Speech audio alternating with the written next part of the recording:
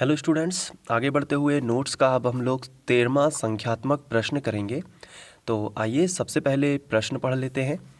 इसमें दिया गया है वेग 5.4 गुणित 10 पर 6 की पावर मीटर पर सेकंड से गतिमान इलेक्ट्रॉन से संबद्ध डी ब्रोगली तरंगदैर्ध्य की गणना कीजिए।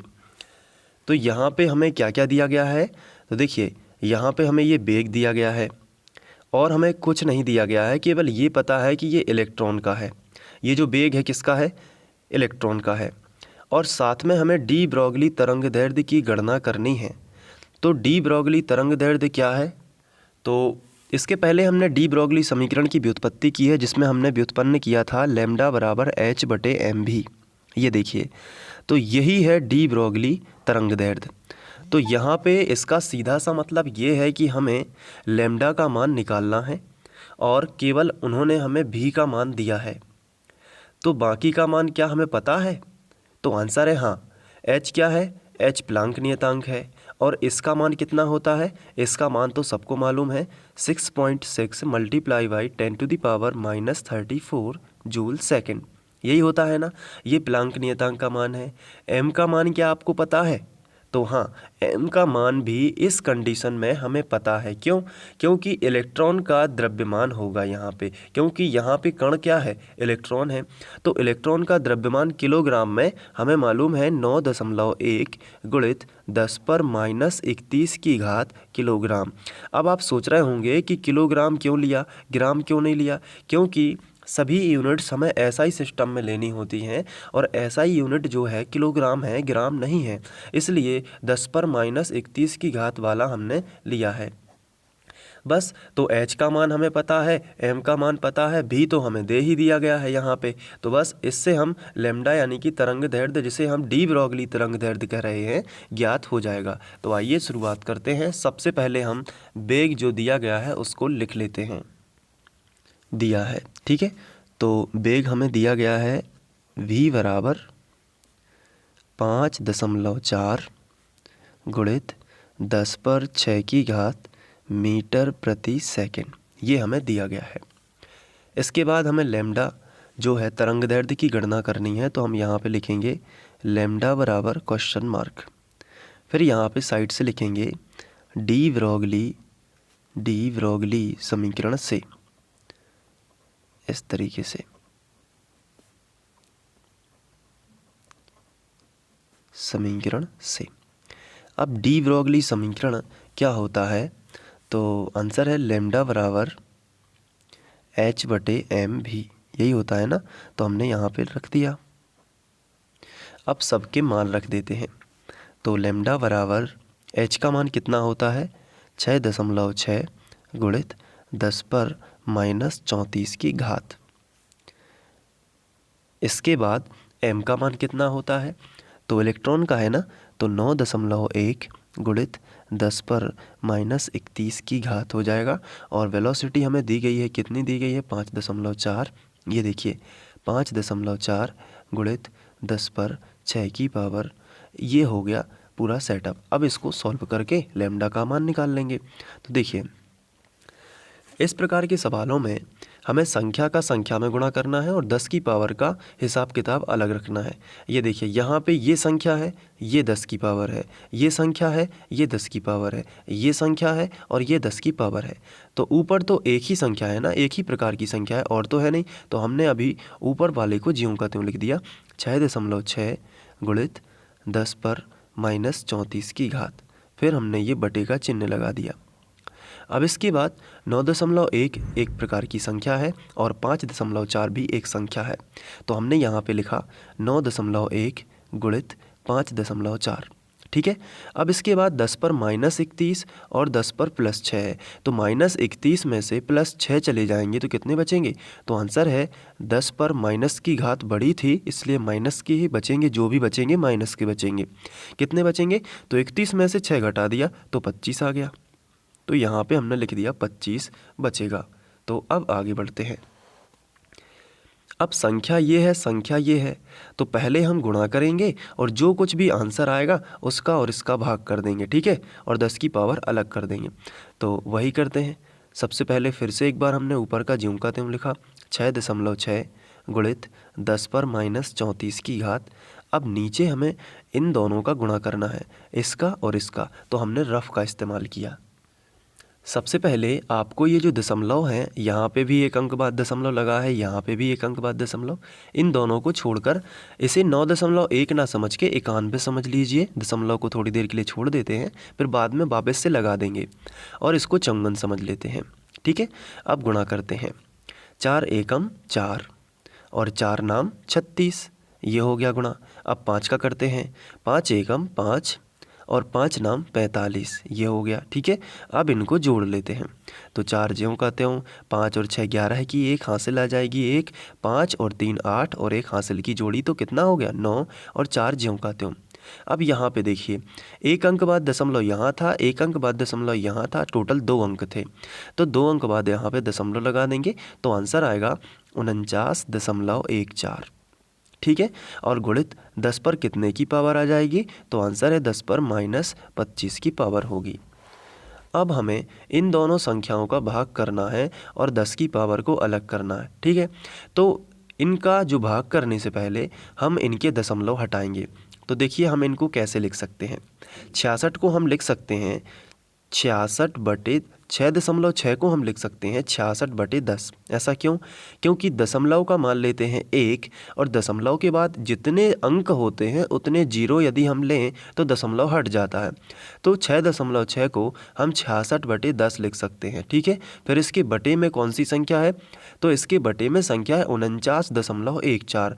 अब इसका हमें दशमलव हटाना है, तो क्या करेंगे, 49 14 लिखा हमने, दशमलव का मान लेते हैं 1 और दशमलव के बाद कितने अंक हैं, 1 और 1 2, तो इस बार हम 2 जीरो लिखेंगे। तो देखिए दोनों के दशमलव हट चुके हैं, आप देख सकते हैं। अब इसको थोड़ा सा एक स्टेप आगे हल करेंगे।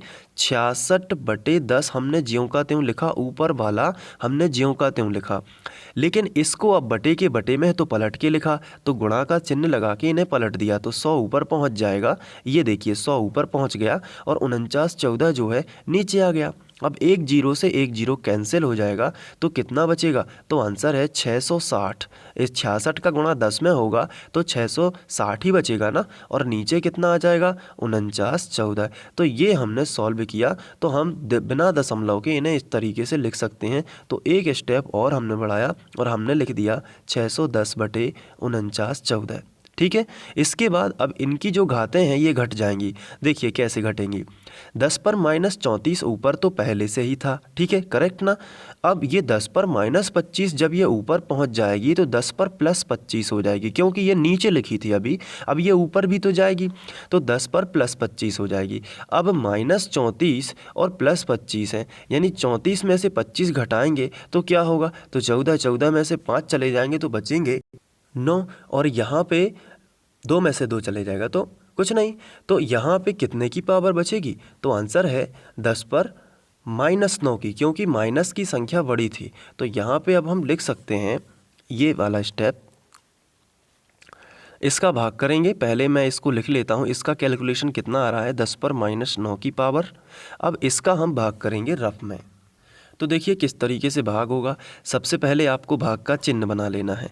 जो बटे के ऊपर वाली संख्या होती है इसे भाग के चिन्ह के बीच में लिखा जाता है, और जो नीचे वाली संख्या होती है इसे हम साइड में लिख देते हैं 49.14। अब इसके बाद हम ट्राई करेंगे इसमें भाग देने का। सबसे पहले तो ये छोटी संख्या है तो इससे इसमें भाग नहीं जाएगा, तो हम जीरो और दशमलव लगा लेते हैं, तो एक जीरो फिर हम यहाँ पर बढ़ा सकते हैं। तो कितना हो गया, 6600 हो गया। अब भाग जाएगा, देखिए 2 बार में तो ज़्यादा हो जाएगा, क्योंकि 49 दूनी ज़्यादा हो जाएगा। तो अब हम क्या करेंगे, इसमें एक बार ही ट्राई करेंगे, तो 1 का 4 में करेंगे तो 4, यही आ जाएगा, मतलब 49.14 यही आया ना। अब घटा देते हैं कि कितना शेष बचा, तो शून्य के मान लेते हैं 10, 10 में से 4 चले जाएंगे तो बचेंगे 6, यहाँ पे 9 बचे तो 9 में से 1 जाएगा तो कितना बचेगा 8, यहाँ पे 5 बचा, 5 में से 9 नहीं जाते तो 15 मान लेते हैं, और 15 में से हम यहाँ पे 9 घटाएंगे तो 6 बचेंगे, और यहाँ पे तो कितना बचा 686। अब हम यहाँ पे जीरो चाहे जितने भी बढ़ा सकते हैं, जैसे हमने 1 जीरो बढ़ा दिया तो भी ये एक ही बार जाएगा, तो हम यहाँ पे 1 लिखेंगे और एक बार यही आ जाएगा 49 14। तो हम दशमलव के बाद 2 अंक ले लेते हैं, पर्याप्त ही हो गया। अब आगे भाग देने की कोई ज़रूरत नहीं है। तो 0.11 जो है हमें जो प्राप्त हो रहा है इसको हम लिख लेते हैं। तो अब हम यहाँ जाके लिखेंगे 0.11। ठीक है। अब हम यहाँ पे ये सोच रहे हैं कि ये वैज्ञानिक संकेतन के तौर पर लिख जाए, तो इसके लिए क्या करना होगा, कम से कम एक अंक बाद दशमलव होगा। यहाँ पे 0 के बाद है तो हमें अंक के बाद यानी कि ऐसे 1 2 3 ऐसी कोई संख्या उसके बाद दशमलव लगाना है। तो इस दशमलव को हम थोड़ा सा खिसका देंगे, तो एक अंक अंदर लाएंगे दशमलव, तो हो जाएगा 1.1। 0 हट जाएगा, अंदर आ गया ना, यहाँ पे आ गया दशमलव। एक अंक खिसका है तो क्या होगा, अंदर दशमलव खिसकने से मैंने आपको ट्रिक बताई थी, अगर अंदर दशमलव आएगा तो घातें घटेंगी। तो -9 से घट के कितनी हो जाएगी, -10 हो जाएगी। अब आप सोच रहे होंगे 9 से तो 10 बड़ी है, लेकिन माइनस के केस में ऐसा नहीं है। माइनस अगर आप संख्या रेखा पर देखेंगे तो आपको सबसे पहले यहाँ पे -10 मिलेगा, फिर उसके बाद -9 मिलेगा, है ना, फिर इसके बाद -8 मिलेगा। तो इस तरफ होता है बढ़ता क्रम, हमेशा याद रखिए। इस तरफ क्या होता है, बढ़ता क्रम, और इस तरफ होगा घटता क्रम। तो -9 से 1 घट गया तो -10 होगा। जैसे 8 आएगा, -6 आएगा, माइनस यहाँ पे सबसे पहले 7 आएगा, फिर 6 आएगा, फिर 5 आएगा, फिर कितना आएगा, 4 आएगा, फिर 3 आएगा, फिर 2 आएगा, फिर 1 आएगा, फिर 0 आएगा, फिर प्लस का शुरू होगा 1 2। तो 1 से बड़ा फिर 2, फिर 2 से बड़ा फिर 3। तो बढ़ता क्रम यही होगा ना। तो इस तरीके से याद रखिए। माइनस के केस में अगर हम कहेंगे कि दशमलव अंदर आया है तो एक घात यहाँ पे क्या होगी, घटेगी। तो घटने का मतलब है इस तरफ जाएंगे, -9 से 1 और घटा देंगे। -9 से कम कौन होता है, -10। -10 से कम कौन होता है, -11। तो ये हो जाएगा। अब इसको हम इस तरीके से भी लिख सकते हैं कि 1.1 और 10 पे -10, क्योंकि लैम्डा है यानी कि लंबाई है। तरंग दैर्ध्य क्या कहलाता है, लंबाई है तरंग की, तो इसे मीटर में लिखेंगे। और 10 पे -10 की मीटर की घात को हम एंगस्ट्रॉम भी बोलते हैं, तो इसे हम लिख सकते हैं 1.1 एंगस्ट्रॉम। ठीक है। तो ये हो जाएगा हमारा फाइनल आंसर। तो इसी तरीके से आपको करना है। उम्मीद है आपको समझ में आ गया होगा। और ऐसे ही और भी संख्यात्मक प्रश्न हैं, और इसके बाद हम NCERT के भी करने वाले हैं, और ज़्यादातर यही पूछे जाते हैं। और NCERT के क्वेश्चन तो अपने आप में काफ़ी महत्वपूर्ण ही होते हैं। तो एक बार आप स्क्रीनशॉट ले लीजिए, और ऐसे ही और वीडियोस देखने के लिए डिस्क्रिप्शन में आपको लिंक मिल जाएगी, तो सभी वीडियोज़ आप देख सकते हैं। तो ये देखिए, ये आप स्क्रीनशॉट ले लीजिए, या वीडियो को पॉज करके आप नोट कर सकते हैं। या अगर आपने अभी तक हमारा ऐप डाउनलोड नहीं किया है, वहाँ पे सब चीज़ें मैंने फ्री करके रखी हैं, तो वो भी डाउनलोड कर लीजिए। वहाँ पे आप नोट्स प्रॉपर तरीके से लिख पाएंगे या बना पाएंगे। तो उससे क्या होगा, आपको स्टडी में हेल्प होगी। थोड़ी बहुत तो हेल्प हो ही जाएगी, जितनी हेल्प मेरे से बनेगी मैं आपकी ज़रूर करूँगा। तो चलिए इसके बाद हम लोग नेक्स्ट न्यूमेरिकल करते हैं। तो एक एक करके जितने भी मैं न्यूमेरिकल यहाँ पे करवा रहा हूँ, आप सभी ध्यान से देखते जाइए। ये 12th लेवल के साथ साथ आपको आगे की पढ़ाई, आपको किसी भी एंट्रेंस एग्ज़ाम की यदि तैयारी करना है तो उसमें भी काम में आएंगे। सभी फॉर्मूले एकदम से बहुत ही इंपॉर्टेंट होते हैं, और बोर्ड परीक्षा में ये छोटे छोटे प्रश्न ज़रूर पूछे जा सकते हैं, इसमें कोई दो राय नहीं है। क्योंकि थ्योरी, आप ये मत समझिए कि थ्योरी बस आएगी, न्यूमेरिकल क्वेश्चन, संख्यात्मक प्रश्नों का वेटेज भी उतना ही अधिक होता है। तो और NCERT के क्वेश्चन हैं तो वो तो इम्पोर्टेंट ही हो जाते हैं। तो सभी चीज़ें पढ़कर चलिए, और जितना मैं यहाँ पे बता रहा हूँ इतना तो आप बहुत अच्छे से कर ही लीजिए। क्योंकि जैसे कि अभी हाफ ईयरली एग्ज़ाम हुआ था, तो वहाँ पे यदि आप देखें तो जो मैंने इसमें तरंग प्रकाश की में न्यूमेरिकल कराए हुए हैं, वही के वही न्यूमेरिकल आए हुए थे। तो कहीं ना कहीं न्यूमेरिकल्स भी आते हैं, और जो मैंने वहाँ पे करवाया था प्रत्यावर्ती धारा में भी न्यूमेरिकल कुछ करवाए थे चैप्टर 7 में, तो उसमें से भी न्यूमेरिकल आ गए थे। जो न्यूमेरिकल मैंने करवाए थे वही न्यूमेरिकल भी वहाँ पे आ चुके थे। तो आपको क्या करना है, जो आता है एग्ज़ाम में वो तो पढ़ना ही है, साथ ही साथ अपना ज्ञान भी बढ़ाते जाना है। और उसके लिए मैं चीज़ें एक्सप्लेन कर देता हूँ, तो आप सभी चीज़ों को बहुत अच्छे से पढ़ते जाइए। चलिए नेक्स्ट न्यूमेरिकल, अब हम आगे बढ़ते हैं नोट्स में और नेक्स्ट करते हैं। Thank you.